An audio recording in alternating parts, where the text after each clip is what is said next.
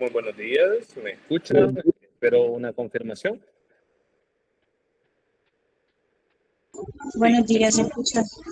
excelente. ¿Y se ve la pantalla? Buenos ¿Se ve la días. presentación? Sí.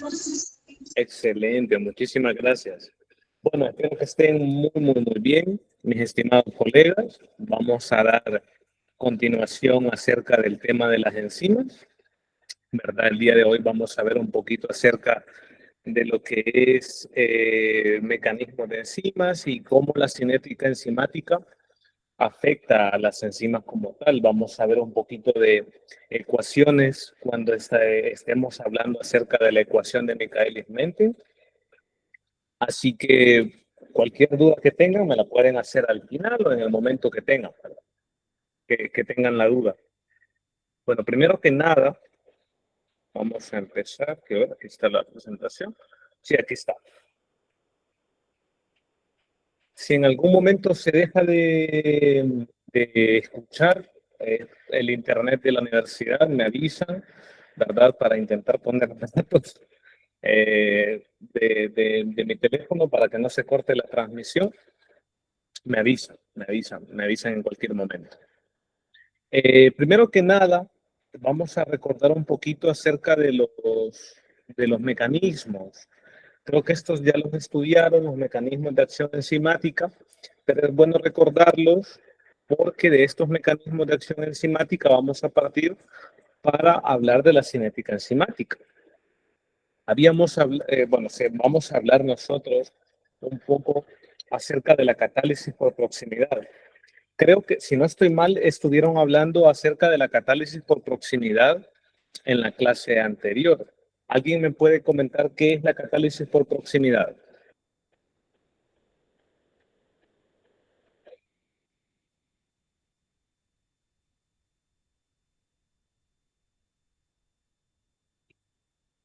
Buenos días, disculpe, licenciado. De hecho, no hablamos de eso en la clase pasada, solo de la catálisis de ácido base y catálisis covalente. Ah, perfecto, excelente, muy bien, la vamos a estudiar el día de ahora. Y es más, les traigo un poquito de información extra. Sí es cierto que vamos a tocar la catálisis covalente y la catálisis ácido-base, pero vamos a tocar un poquito la catálisis por proximidad y la catálisis por tensión. La catálisis por proximidad, cuando hablamos de catálisis por proximidad, tenemos que entender que para que las moléculas reaccionen, deben acercarse. Y deben acercarse hasta ubicarse dentro de la distancia formadora de enlace una de otra. ¿Sí? O sea que tienen que acercarse de una manera adecuada. Esto va a depender. Dime, Ismael, dime, te escucho. Como si fueran imanes. Algo por el estilo, algo por el estilo. Porque, y esto también depende, tienen que acercarse al punto en donde tienen que entrar en la zona de enlace, en la distancia formadora de enlace. Y esto va a depender. Se escucha cortado. Se escucha cortado, chicos. Sí, doctor. Pero quiero ver, voy a cambiar a mis datos, a ver si se puede. Porque no quiero que se escuche cortado.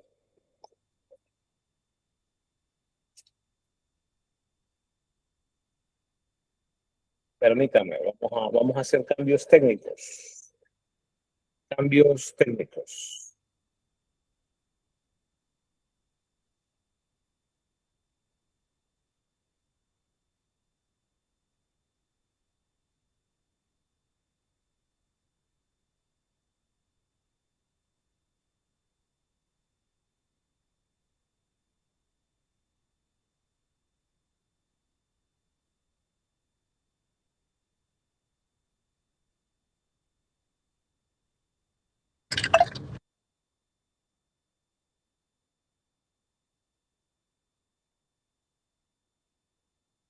Haberé cambiado mis datos, se escucha mejor. Sí, ok. Van a disculpar la interrupción técnica. Bueno, entonces me estaba hablando acerca de la catálisis por proximidad, ¿verdad? Entonces, esto también está relacionado a la concentración. Mientras más alta sea la concentración, con mayor frecuencia se van a encontrar una con otra. ¿sí? Las moléculas. Y mayor va a ser el índice de reacción. Entonces, cuando una enzima se une a moléculas de sustrato en su sitio activo, crea una región de concentración alta en la zona de sustrato. Este ambiente lo que genera es que orienta las moléculas de sustrato de manera espacial a una posición ideal. Las enzimas trabajan muy altamente relacionado con su posición. Tiene que estar en una posición adecuada y tiene que tener una estructura, una configuración estructural adecuada. Entonces, este ambiente orienta las moléculas de sustrato de manera espacial en una posición ideal para que interactúen. De esto estamos hablando acerca de la catálisis por proximidad. Cuando hablamos de catálisis por tensión, ¿sí? Vamos a hablar de enzimas que catalizan reacciones líticas. Quiere decir que rompen, ¿sí? Rompen. Quiere decir que vamos a tener una rotura.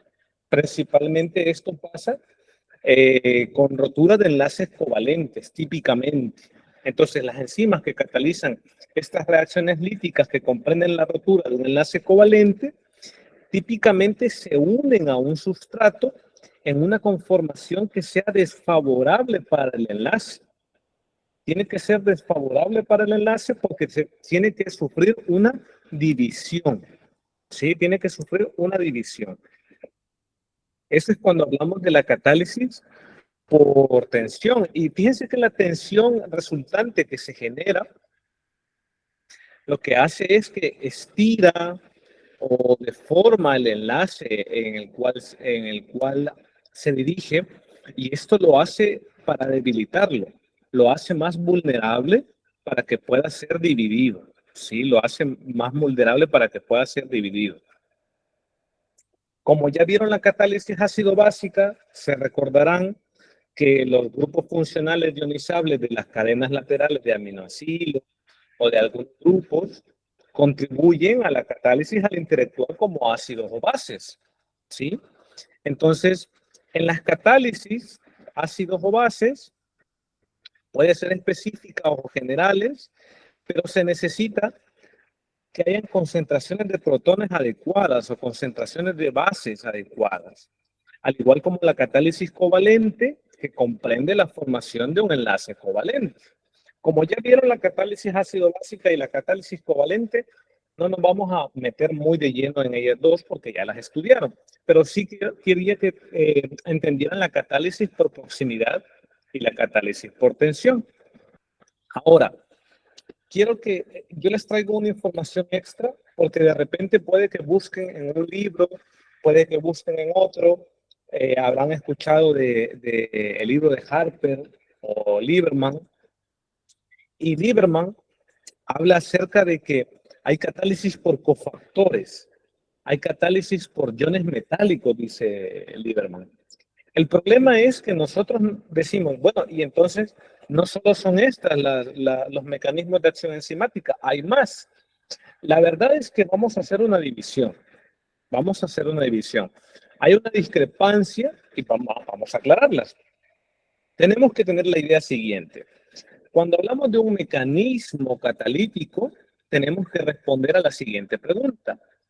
¿Cómo disminuye la enzima la energía de activación de la reacción? Porque ustedes saben que la enzima disminuye la energía de activación de la reacción. Sin embargo, cuando hablamos de una catálisis por cofactores o una catálisis por iones metálicos, estos están respondiendo una pregunta. La ayuda que tiene la enzima para lograr ese mecanismo. Es por esta razón que muchos libros no consideran a la catálisis por cofactores y a la catálisis por iones metálicos como mecanismos independientes. Por ejemplo, si hablamos, por ejemplo, ¿por qué no consideraríamos la catálisis por cofactores como un mecanismo independiente? Hay muchos cofactores, pero estos no catalizan todas las reacciones de la misma manera. Cada uno participa mediante un mecanismo químico diferente, ¿sí?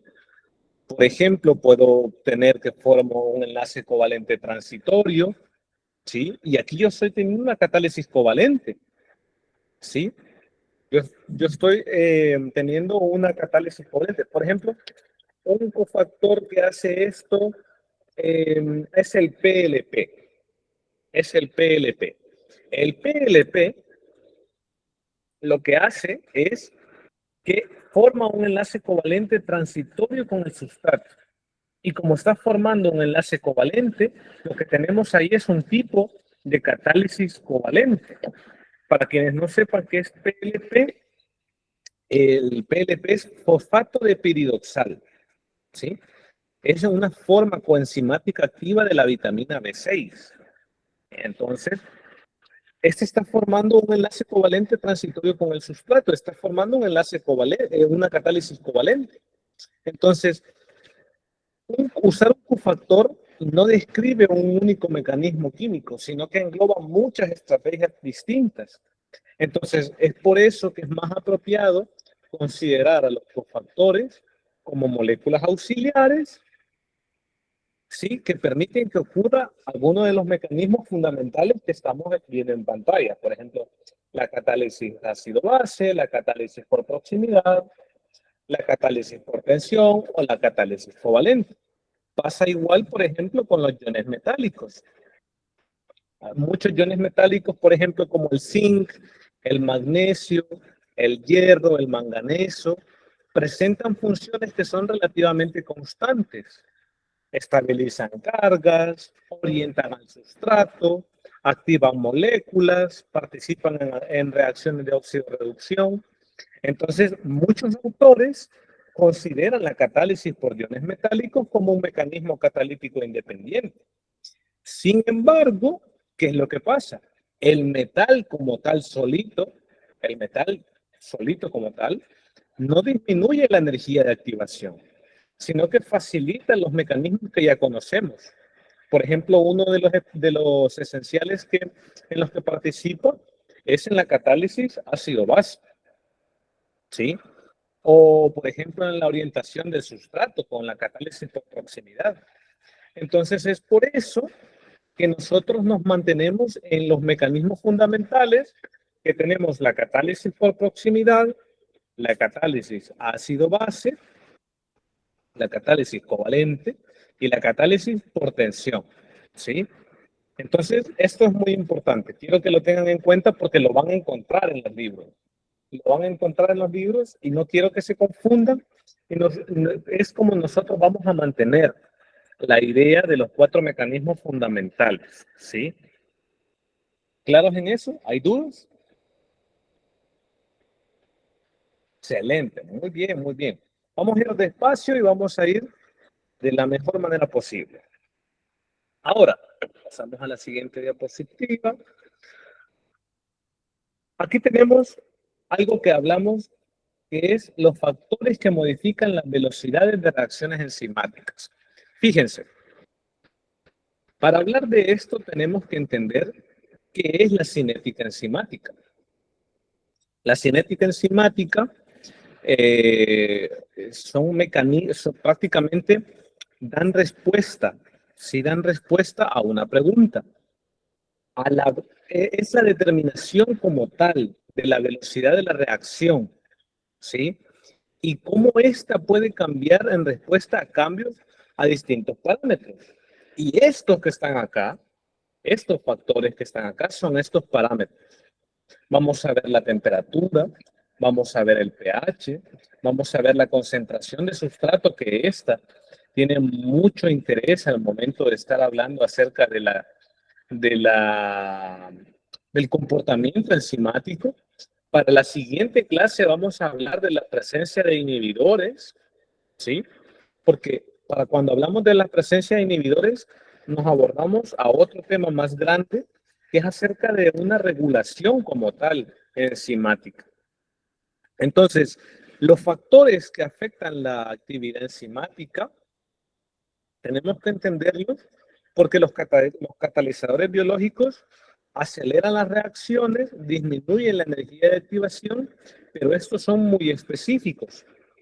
Y entonces yo les decía, las enzimas son muy sensibles a orientaciones tridimensionales, a conformaciones químicas, porque son muy específicas. Entonces, la elevada especificidad depende de la estructura tridimensional del sitio activo. La actividad enzimática puede variar, y esto va a depender del medio en el que se encuentra. Como les comentaba, son importantes el pH, la temperatura, la concentración de sustrato, son importantes, son importantes.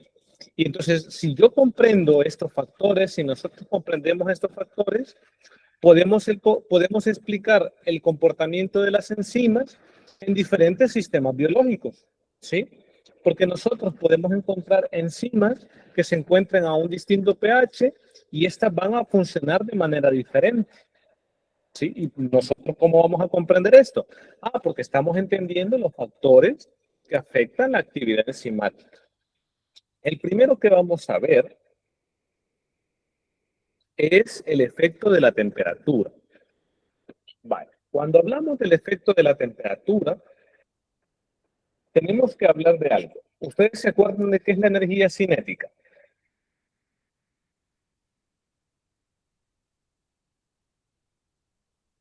¿Chicos? Sí. ¿Qué pasa si yo incremento la temperatura? ¿Yo incremento o disminuyo la energía cinética? Aumenta el movimiento de los átomos. Correcto. Estoy incrementando la energía cinética. Estoy aumentando el movimiento. Entonces, la temperatura como tal incrementa la energía cinética, incrementa la frecuencia de colisiones que hay entre la enzima y el sustrato y aumenta la velocidad de reacción. Por eso tenemos este esquemita de acá. ¿Sí? Por eso tenemos este esquema de acá. Aumentamos temperatura y estamos teniendo un aumento de la velocidad de reacción. Pero ojo, llegamos a un punto en donde la velocidad de reacción disminuye. Vean, disminuye. Llegamos a un punto en donde logramos la desnaturalización. ¿Sí? Como ya sabrán, las enzimas sufren desnaturalización por su composición química. Entonces, a temperaturas más elevadas, la molécula de sustrato y de enzima colisionan con mayor frecuencia, lo que generalmente incrementa la velocidad de reacción, pero llegamos a un punto en donde esta estructura tridimensional se ve alterada por la temperatura, ¿sí? Hay punto máximo, hay punto máximo de acción de la velocidad de reacción, que es la máxima, que es en donde la enzima ejerce su máxima acción y es en donde decimos que es una temperatura adecuada, es la temperatura ideal, ¿sí? Por ejemplo, cuando hablamos de las enzimas humanas, encontramos que trabajan a temperaturas cerca de 37 grados Celsius. Temperaturas superiores, ¿sí? Temperaturas superiores nos van a estar generando esto que tenemos acá, una desnaturalización, ¿sí? Estamos rompiendo interacciones, se está alterando las interacciones que mantienen la estructura tridimensional de la enzima y lo que tenemos es la pérdida de la acción de la enzima y por lo tanto la velocidad de reacción disminuye. Dime, Ismael. Licenciado, yo tenía una duda. Como bien decía usted, esto de la desnaturalización también sucede por el hecho que la mayoría de las enzimas son de naturaleza proteica, ¿vea? Entonces sí entiendo eso que se desnaturalizan, pero por ejemplo las riboenzimas también sufren esto. Disculpa, no te escuché lo último. ¿Rival qué? Las enzimas que están formadas por ARN, no sé si es que llamaban riboenzimas, también sufren este fenómeno por acción de la temperatura. Claro que sí. Por ejemplo, vaya, te voy a poner un ejemplo. Veamos. No sé si tienes alguna en mente. Si tienes una en mente, dímela.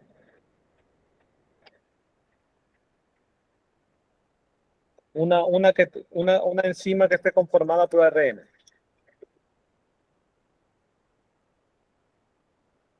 Podría ser un ribosoma, por ejemplo. Vaya, por ejemplo, con la idea de las enzimas conformadas por ARN, de una manera general, ¿sí? Esto sí puede, como te comentaba, esto sí puede desnaturalizarse. Lo que pasa es que, ¿cómo ocurre la desnaturalización en el caso del ARN? Lo que sucede es que se pierden estructuras secundarias, estructuras terciarias, que son necesarias para formar el sitio catalítico, ya sea por, como hablamos, de temperaturas elevadas, cambios extremos de pH.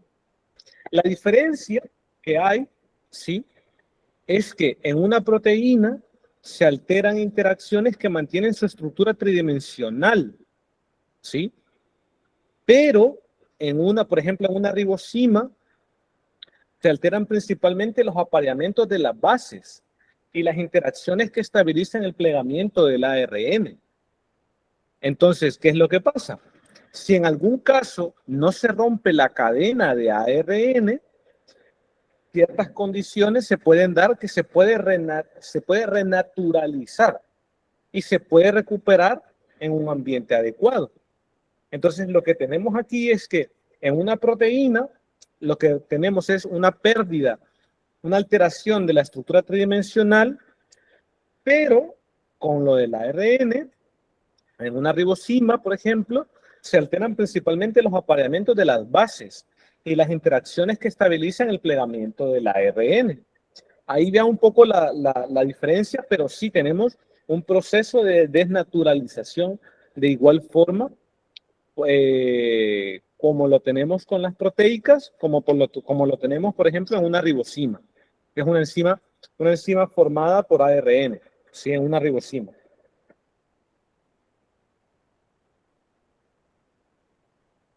No sé si contesto tu pregunta, Ismael. Sí, licenciado, clarito como el agua. Muchas gracias. Excelente. No, hombre, gracias a ti. Muy buena pregunta. Muy buena pregunta.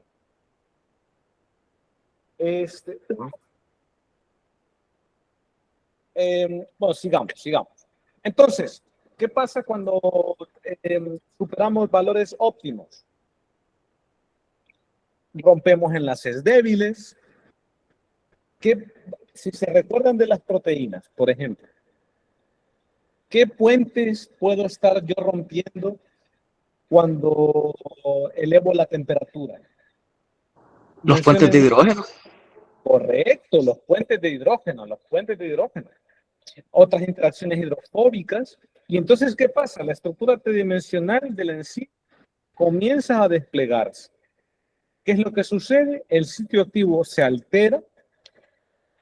Sí, el sitio activo se altera. ¿Y qué pasa cuando el sitio activo se altera? La unión del sustrato es inadecuada. ¿Y qué es lo que sucede? Se pierde la actividad catalítica. ¿Sí? Se pierde la actividad catalítica. Por lo general, la desnaturalización térmica suele ser irreversible. Por lo general. Entonces, mucho ojo con esto, porque no siempre vamos a encontrar siempre cuando hablemos de enzimas, no siempre vamos a ocupar siempre la misma temperatura óptima. Cuando hablamos de enzimas humanas, vamos a tener una comprensión de temperaturas entre 35, 40 grados Celsius. Sí, empiezan a desnaturalizarse por encima de los 40 ya. Pero si ustedes más adelante se convierten en investigadores, ¿qué va a pasar? Van a encontrar que hay bacterias termófilas, por ejemplo, las que se encuentran en aguas termales. Y estas tienen temperaturas óptimas de trabajo de hasta 70 grados Celsius. Por eso va a depender el tipo de enzima con el que estemos trabajando, ¿sí? Por eso va a depender mucho de eso. Otra de las, y aquí lo tenemos, ¿no? Las temperaturas óptimas, entre 35 y 40. Tenemos ya luego una inactivación por calor, ¿sí? Con temperaturas arriba ya de los 40. Vemos cómo sube la velocidad de reacción y cómo disminuye acá por acá. porque estamos desnaturalizando, estamos haciendo que la enzima pierda su actividad catalítica. Y ahora vamos con el potencial de hidrógeno, el pH. ¿Qué pasa con el pH? Fíjense, el pH lo que genera es que modifica el estado de ionización de los aminoácidos del sitio activo. Y por lo tanto, si modifica los estados de ionización, modifica tanto la unión del sustrato y modifica la catálisis. Recordemos que las enzimas generalmente son proteínas compuestas por residuos de aminoácidos. Entonces, muchas de estas enzimas tienen cadenas laterales ionizables. Y el estado de ionización de estos grupos influye en la estructura tridimensional y influye de manera muy importante en la configuración del sitio activo. ¿Sí? Entonces, ¿qué es lo que pasa? Un cambio de pH lo que puede hacer es que puede modificar la distribución de las cargas eléctricas dentro de la enzima, nos afecta la unión del sustrato, nos afecta el sitio activo y por lo tanto nos está afectando el mecanismo catalítico. Y por lo tanto está afectando el mecanismo catalítico que lleva a cabo la reacción enzimática. Es muy importante saber que cada enzima posee un pH óptimo, determinado por qué, por dónde evolucionó la enzima, ¿sí? Por dónde evolucionó, el ambiente fisiológico en el que evolucionó. Por ejemplo, tenemos diversos, dentro de los ejemplos que les puedo poner, por ejemplo, está la pepsina. La pepsina es una proteasa digestiva que se secreta en el estómago y presenta un pH óptimo muy bajo, de 1.5 a 2, ¿sí? Aquí tenemos, dice, casi todas las enzimas intracelulares muestran actividad óptima a valores de pH entre 5 y 9. Eso es cierto. Pero ¿qué pasa cuando tenemos casos en situaciones fisiológicas diferentes, extremas diferentes, como por ejemplo en el estómago? Nosotros sabemos que el estómago tiene un pH muy ácido por el ambiente ácido que hay. Eso lo vieron en química médica. Pero ¿qué pasa, por ejemplo, en la saliva? Imagínense en algo que, digamos, no está tan lejos. El estómago y en la saliva. Por ejemplo, la amilasa, que está presente en la saliva, el pH óptimo cercano está a la neutralidad. Está cerca de 6.7 a 7. Vean cómo el pH óptimo específico de las enzimas es diferente. Entonces, ¿qué es lo que pasa? El pH óptimo suele estar relacionado con el ambiente fisiológico en el que desempeña su función. ¿Sí? Está relacionado al ambiente fisiológico. Entonces, ustedes van a encontrar enzimas que trabajan a un pH muy alto, a un pH muy bajo, a un pH cercano a la neutralidad, todo dependiendo del ambiente en donde trabajan. ¿Pueden desnaturalizarse? Claro que pueden desnaturalizarse. Los valores extremos, recuérdense lo que vieron en química médica, los valores extremos de pH pueden romper los enlaces iónicos, pueden romper puentes de hidrógenos.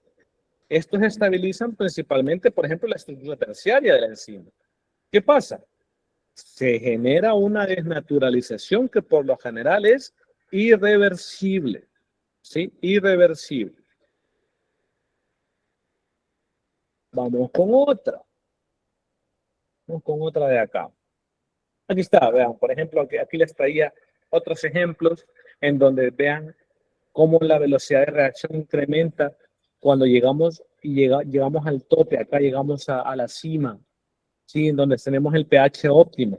Pero cuando nos sobrepasamos de ese pH o cuando disminuimos de ese pH, vean cómo la velocidad de reacción disminuye, ¿sí? Porque no estamos cerca del pH óptimo. Entonces, el pH al cual se alcanza la actividad enzimática máxima es diferente para las diferentes enzimas. Vamos con la concentración enzimática. La concentración enzimática es algo muy sencillo, ¿sí? La concentración enzimática es muy sencillo. Tenemos más enzimas, tenemos más sitios activos disponibles y tenemos más reacciones posibles por segundo. Entonces, la velocidad de reacción es proporcional siempre y cuando haya una concentración de sustrato en exceso. Porque ¿qué es lo que pasa? Más adelante, ahorita, a continuación, vamos a ver qué pasa con la concentración de sustrato. ¿Cómo afecta la concentración de sustrato? Esto es la concentración enzimática. Siempre y cuando tengamos una concentración de sustrato en exceso, ¿sí? En exceso, vamos a lograr tener que tenemos una velocidad de reacción proporcional en aumento. ¿Por qué? Porque tenemos suficiente sustrato para trabajar y entre más tengamos enzimas, más tenemos sitios activos disponibles y más reacciones posibles por segundo. Entonces la velocidad va en incremento. Pero ¿qué pasa con la concentración de sustrato? Ahí es en donde tenemos un mundo diferente, ¿sí? Quiero que le presten atención a este esquema de acá, ¿sí? A este esquema de acá, a este esquema que está acá. Quiero que tengan en mente esta ecuación de acá, ¿sí? Esta ecuación de acá. Y vamos a entender ciertos valores. Vmax como velocidad máxima, Km como la constante de Michaelis, la concentración de sustrato que la vemos por acá. Y tenemos que hablar acerca del efecto de la concentración de sustrato. Miren, cuando hablamos de la actividad enzimática relacionada al sustrato, está relacionada con la ecuación de Michaelis-Menten. Entonces, uno de los factores claves, muy claves, que afectan la velocidad de una reacción catalizada por una enzima, es la concentración de sustrato, ¿sí? Es muy difícil estudiar esto. ¿Por qué? Porque la concentración de sustrato va cambiando durante el transcurso de una reacción. Entonces, lo que se hace para poder hacer estos experimentos, lo que se logra o lo que se hace es que se mide una velocidad inicial, ¿sí? Entonces, en una reacción típica, una enzima puede estar presente en concentraciones muy pequeñas y la concentración de sustrato puede ser mucho mayor. Entonces, si se toman los datos del inicio de la reacción, ¿sí? Si se toman los datos del inicio de la reacción, puede explorarse cómo este va cambiando, ¿sí? Cómo este va cambiando en el paso del tiempo. Puede valorarse esta velocidad inicial en ese punto exacto, en base a la función de la concentración del sustrato. Y el investigador lo que puede hacer es ir modificando la concentración de sustrato. Entonces, ¿qué es lo que pasa? A mayores concentraciones de sustrato, la velocidad inicial como tal va aumentando. Por eso es que aquí tenemos esto de velocidad inicial. ¿Sí? ¿Sí? A mayores concentraciones de sustrato va incrementando, pero se va volviendo menor con el paso del tiempo. Quiere decir que a mayores concentraciones de sustrato la velocidad aumenta a incrementos cada vez menores en respuesta a incrementos de la concentración de sustrato. Quiere decir que llegamos a un punto en donde la velocidad ya no empieza a subir. Llegamos a un punto en que aunque hagamos incrementos de concentración de sustrato, lo que vamos a tener son cambios pequeñísimos, pequeñitos de velocidad inicial. ¿Sí? Y cuando llegamos a esta meseta que está por acá, cuando llegamos a esta meseta que está por aquí, tenemos una velocidad máxima. ¿Sí? Tenemos una velocidad máxima. Sí, dime, Ismael. El licenciado, entonces es una proporción exponencial. No como tal, no como tal. La, ¿cómo decírtelo? La gráfica como tal no responde a algo exponencial. Fíjate, la curva no es exponencial, sino que es una hipérbole. Así le llamamos, una hipérbole. Una hipérbole. ¿Por qué? Ya te voy a explicar por qué. Ya te voy a explicar por qué. Dice, Javier dice, para ser exponencial no tendría que haberse detenido. La curva, ajá, correcto.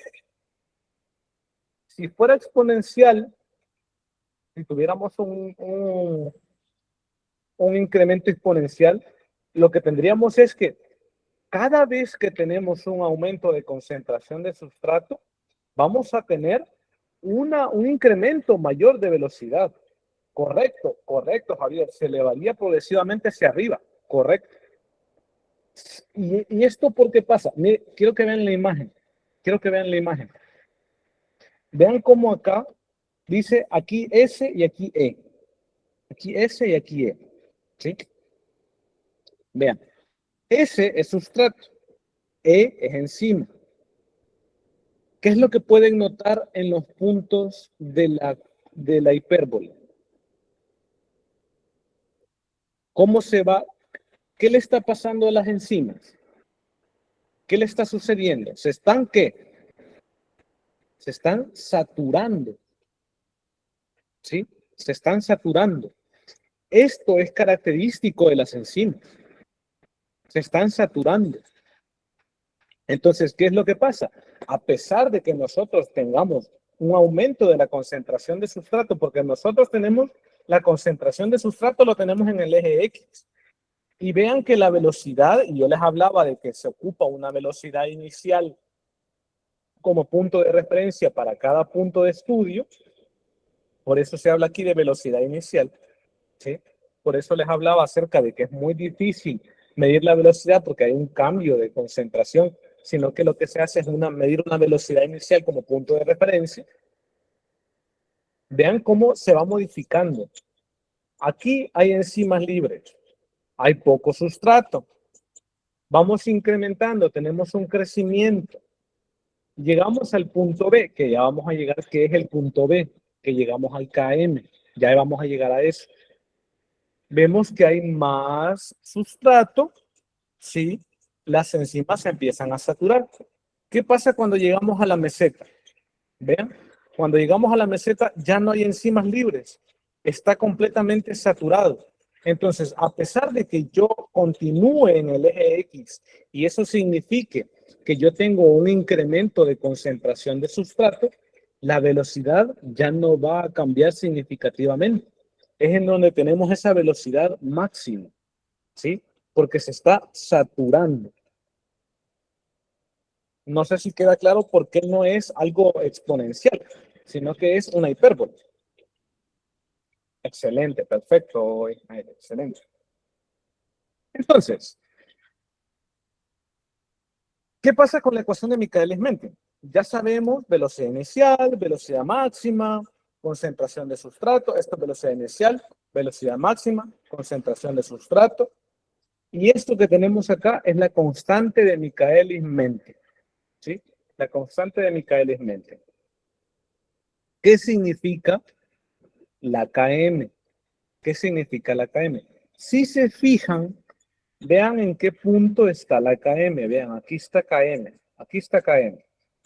Vean en qué punto está. Está en el punto medio. Desde un punto de vista práctico, ¿qué significa la Km?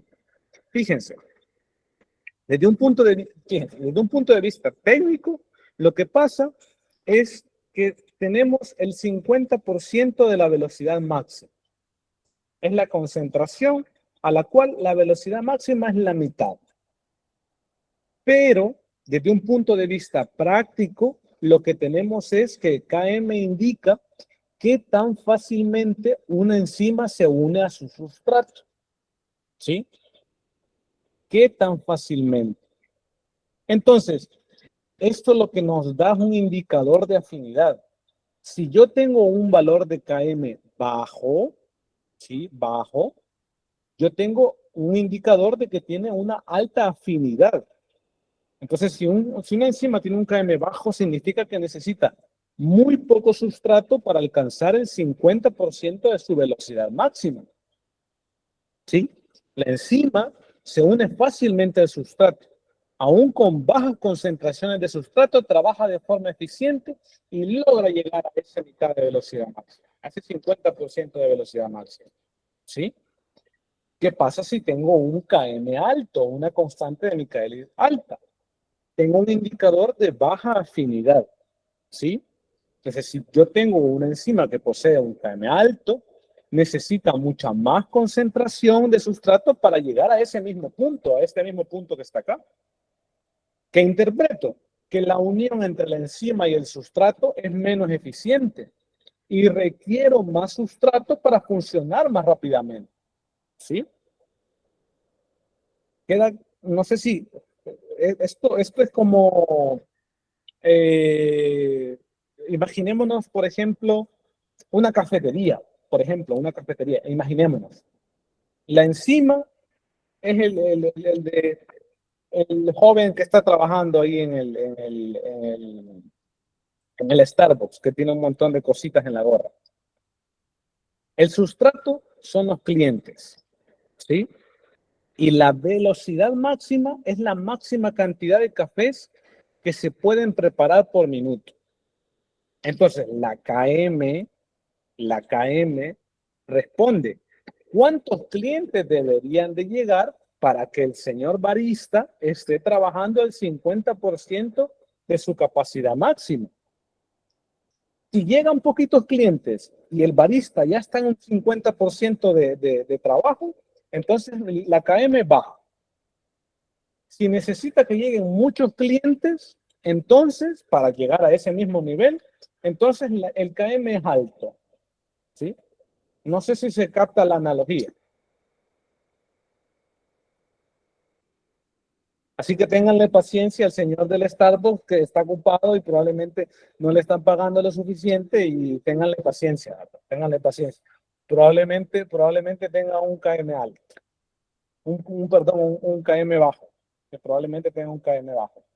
Así que si se tardan en que les entreguen el café, ustedes dicen, lo que pasa es que tiene una constante de Michaelis algo baja. Ya está trabajando, ya tiene pocos clientes y ya está trabajando el 50%. Entonces, teniendo esto, sabemos que la constante de Michaelis es la constante. Quiero que eso quede muy claro. La constante de Michaelis es la concentración de sustrato necesaria para que una enzima alcance la mitad de su velocidad máxima. En muchas enzimas, un valor bajo de Km indica una mayor afinidad por el sustrato, mientras que un valor alto indica una menor afinidad. ¿Sí?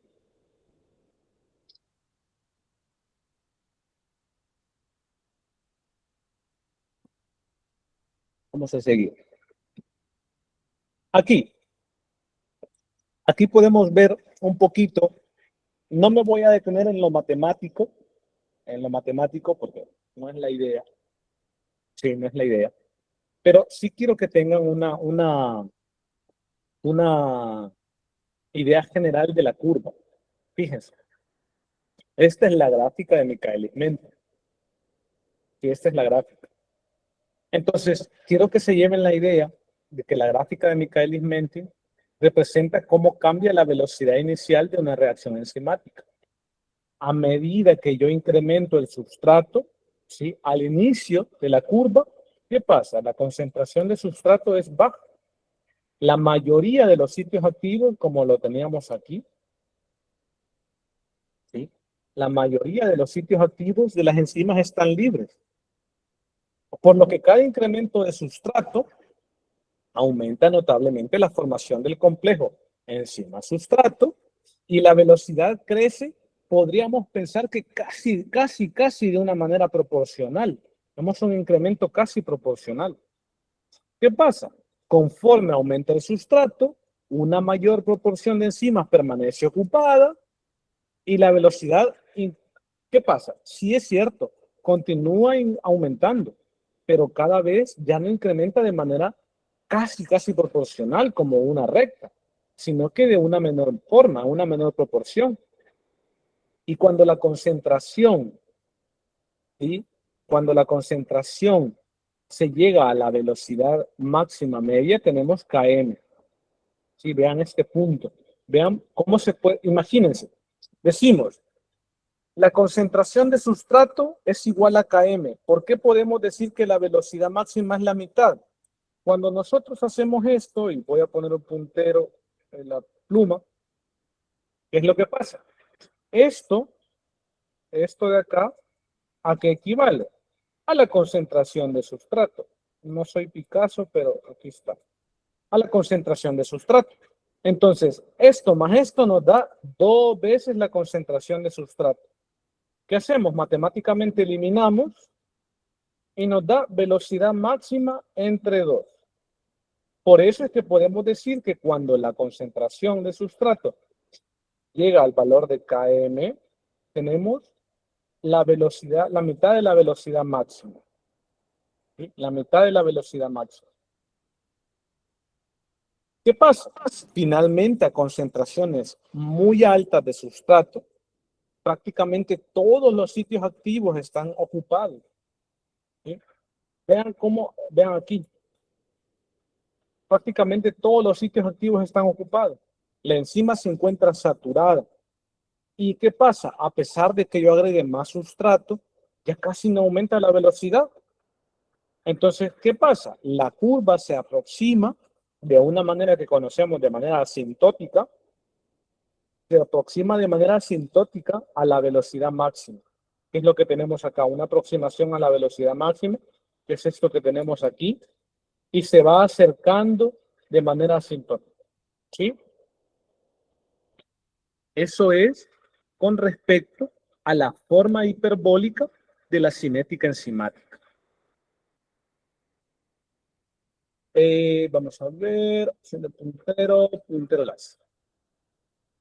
Y yo les traigo ejemplos de unos puntos. Esto lo podemos dejar para la asesoría. Ya lo vamos a hacer unos cuantos ejercicios ahí para que puedan practicar y vean cómo van incrementando. Esto lo podemos dejar para después. Ahorita quiero, por honor al tiempo,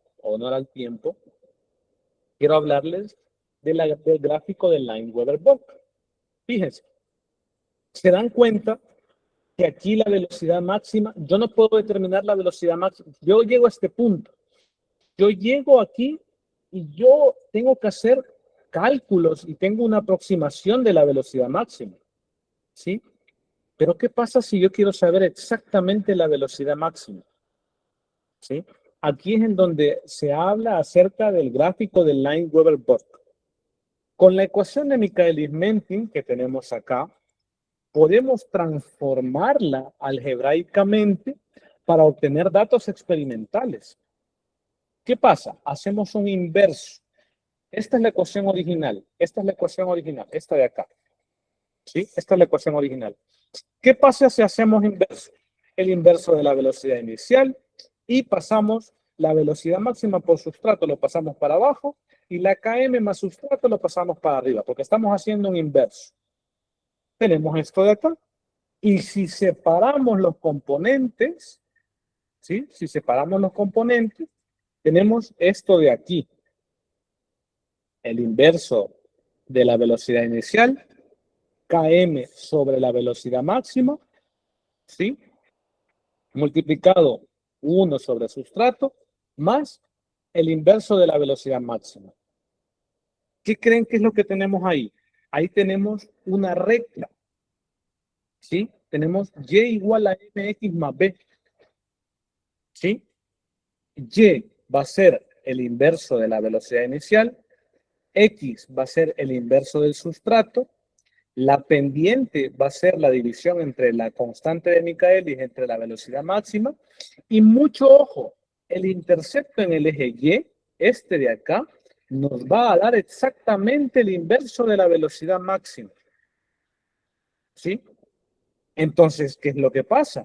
Yo puedo tener una determinación muchísimo más precisa de la velocidad máxima porque tengo un intercepto. No tengo un valor en una curva asintótica, en una hipérbole que se va acercando asintóticamente. ¿Sí? No tengo este valor acá, lo tengo en un intercepto que es muchísimo más preciso para poder determinar cuál es la velocidad máxima. Y este tipo de gráficos nos ayuda mucho para entender inhibidores. Por ejemplo, cuando existe un incremento o una disminución de la velocidad máxima por la presencia de inhibidores. Nosotros podemos visualizarlo de mejor forma si yo tengo un intercepto en un eje. Puedo incrementar o disminuir la constante de Michaelis si yo tengo un intercepto y yo puedo decir, el inhibidor me está generando un incremento de la velocidad máxima. ¿Por qué me está incrementando la velocidad máxima? Lo vamos a responder en la siguiente clase. Un inhibidor, por ejemplo. Para eso sirve el gráfico de Lineweaver, que prácticamente lo que se hace es ocupar álgebra para poder hacer un inverso de lo que es la ecuación de Michaelis-Menten. ¿Sí? Ahora, para finalizar la clase, tenemos dos valores importantes. La KCAT, ¿sí? La KCAT, que es esto de acá, que se define, ¿sí? Aquí nos dice, para comparar la actividad relativa de diferentes enzimas o de distintas preparaciones de la misma enzima. Nos dice la capacidad máxima de una enzima dada para convertir sustrato en producto. ¿Sí? ¿Qué es lo que tenemos? La KCAT se define como el número de moléculas de sustrato que una molécula de enzima puede convertir en producto, esto por segundo, pero muy importante, cuando la enzima está completamente saturada de sustrato. Cuando está completamente saturada de sustrato. ¿Sí? Esto es muy importante. Entonces, aquí lo que tenemos es velocidad máxima. ¿Sí? Aquí lo que tenemos es fíjense, y esto es muy importante, esto lo vamos a ver para la asesoría, les voy a dejar de tarea. Para la asesoría lo siguiente. ¿Qué diferencia hay entre la terminología de concentración total de enzima, ¿sí? Concentración total de enzima, por ejemplo, una concentración total de sitios activos catalíticos? ¿Cuál sería lo más adecuado de ocupar acá? ¿La concentración de enzima o la concentración total de sitios activos catalíticos? Les dejo de tarea para la asesoría. Espero que me lo averigüen. ¿Sí? Pero, la KCAT, eso es lo que significa. Representa el número de moléculas de sustrato que cada sitio activo convierte en producto por segundo, pero cuando está saturada. Hay algo extra, ¿sí? Hay algo extra, que es esa definición de acá. ¿Qué tengo que ocupar yo aquí? ¿Qué debería ocupar yo acá? ¿La concentración de enzima o la concentración total de sitios activos? ¿Qué creen ustedes? No sé si me lo responden ahorita o me lo responden en la asesoría, como ustedes gusten.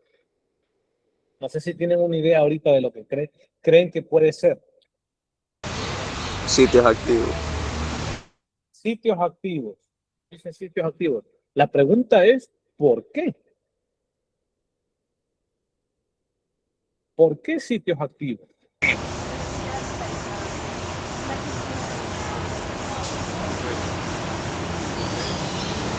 Ajá. Lo dejamos para la asesoría. Porque mientras más sitios activos hay, va a haber una mayor, va a haber una mayor velocidad. Eso va, pero no sé si la KCAT aumentaría o se quedaría fijo. Recuérdate que si tú tienes una mayor concentración, si estás aumentando el denominador, estás dividiendo por un valor más grande. Pero les dejo una pregunta. ¿Qué pasaría si la enzima no solo tiene un solo sitio activo? Les dejo esa pregunta. ¿Qué pasaría si la enzima no solo tiene un sitio activo? Les dejo esa pregunta para la asesoría. Y por eso lo vamos a ver para la asesoría. Y finalmente, finalmente, la eficiencia catalítica. Que la eficiencia catalítica combina la rapidez con la que la enzima convierte el sustrato en producto, que es la CACAT, y la facilidad con la que lo reconoce y lo une, que es la constante de Michaelis-Menten. ¿Sí? Entonces, para tener un parámetro del desempeño global de las diferentes enzimas, nosotros ocupamos la eficiencia catalítica. La KM nos está diciendo qué tan fácil, por ejemplo, qué tan fácil está llegando la enzima. ¿Sí? Y la KCAT nos está respondiendo qué tan rápido está trabajando la enzima. ¿Sí? Por ejemplo, cuando llegan al supermercado, ¿cuántos clientes llegan a la caja? ¿Sí? Y la eso es la KM. Y la KCAT nos dice cuántos clientes puede atender por segundo el cajero. Entonces, KCAT y KM, la división, nos está respondiendo qué tan eficiente es la enzima y con la analogía del cajero, qué tan eficiente es el cajero desde que el cliente llega hasta que sale. ¿Sí? Por eso se habla acerca de eficiencia, eficiencia catalítica. Por eso se ocupan esos dos valores. Se ocupa el valor de, bueno, cuánto está trabajando, qué tan rápido trabaja, y la otra es con qué rapidez lo reconoce. Porque habíamos hablado de que KM es de afinidad. ¿Sí? Entonces, cuando la KCAT aumenta, ¿sí? Tenemos un valor que nos va a aumentar el valor final de la división. Pero cuando la KM disminuye, también va a aumentar. ¿Sí? Porque necesitamos, ¿qué habíamos dicho? Que cuando la KM era baja, ¿qué habíamos dicho? Que tenía una alta afinidad. Entonces se necesita muy poco sustrato para alcanzar ese 50% de velocidad máxima. Bueno, caballeros, señoritas, futuros doctores, estimados colegas, para mí ha sido un placer haber dado esta clase. Dime, Brian. ¿Tenías una pregunta? ¿No? No, ok. Para mí ha sido un placer haber estado con ustedes. Nos vemos el día de mañana para continuar este tema de enzimas. Espero que no hayan quedado dudas. Cuídense un montón, los quiero mucho. Sigan estudiando. Suerte para los que van a discusión. Cuídense.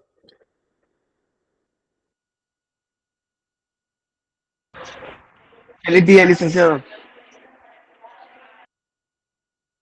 Feliz día, licenciado.